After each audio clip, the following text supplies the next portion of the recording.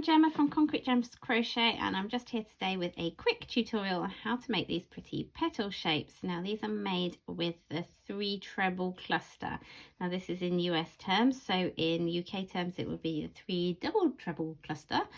And I'd just like to show you how to do them. So I've got another sample I'm working on here where I've done a few already. So I'll just show you how to do that now.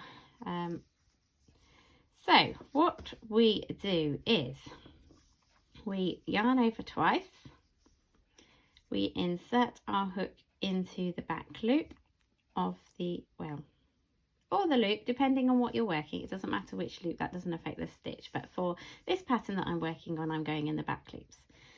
Yarn over, we pull through, yarn over, pull through 2, yarn over and pull through 2.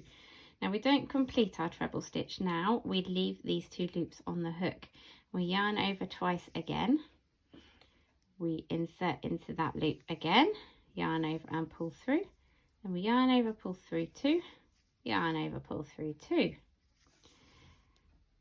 So then we've got 2 trebles together, half completed, okay? And we yarn over twice again, go into that loop again, yarn over and pull through a loop, yarn over, pull through 2, yarn over, pull through 2. And then we've got 4 loops on our hook, and you can see we've got 3 trebles almost half made. And as this is the 3 treble cluster stitch, then we are going to complete it by yarning over and pulling through all 4 loops on our hook, like so. And there you have your petal shape, and this is a beautiful stitch for making petals. And I'll show you again.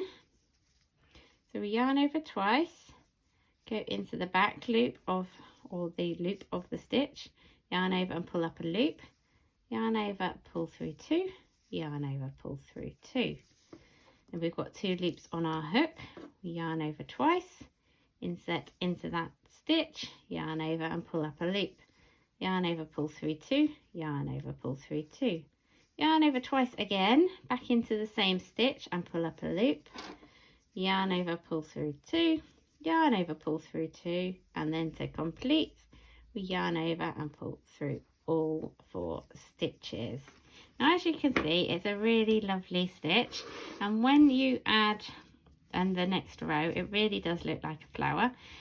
This is in my new granny plant pot cover pattern, which is coming out really soon, so I hope you're going to check it out.